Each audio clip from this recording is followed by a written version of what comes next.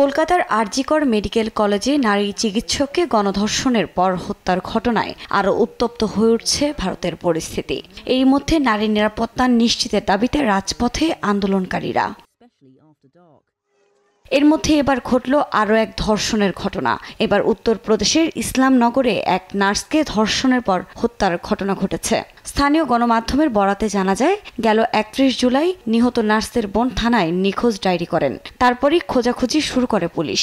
এর পরপরই একটি ফাঁকা জায়গা থেকে উদ্ধার করা হয় তার মরদেহ। অভিযোগ উঠেছে ওই নার্সকে ধর্ষণের পর শ্বাসরোধে হত্যার, এমনকি কাছে থাকা টাকা পয়সা, গয়নাসহ সমস্ত মূল্যবান জিনিস লুট করে নেওয়া হয়েছে। এ ঘটনায় এরই মধ্যে একজনকে আটক করেছে পুলিশ।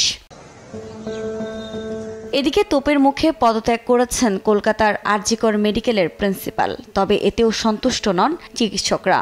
মধ্যরাতে দুর্বৃত্তদের হামলার বিষয়ে অবিলম্বে পদক্ষেপের দাবি তাদের। এ অবস্থায় পরিস্থিতি সামাল দিতে সময় চেয়েছেন হাসপাতালটির নতুন প্রিন্সিপাল। এরই মধ্যে তাকে তলব করেছে সিবিআই। অন্যদিকে হামলা চালাতে মুখ্যমন্ত্রী মমতা বন্দ্যোপাধ্যায় হাসপাতালে সন্ত্রাসী পাঠিয়েছে বলে অভিযোগ করেছেন বিজেপি নেতা শুভেন্দু অধিকারী। এ অবস্থায় মুখ্যমন্ত্রীর পদত্যাগের দাবিতে শুক্রবার রাস্তার ওপর ডাক দেয় বিজেপি। দোষী তো উনি নিজে। দফা 1, দাবি 1, মমতা ব্যানার্জির পদত্যাগ।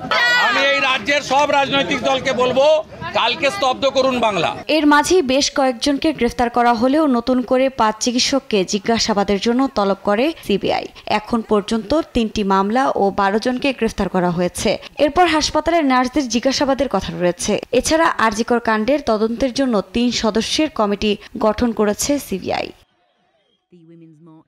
আফরিন মৌ, নিউজ ডেস্ক, দেশ টিভি।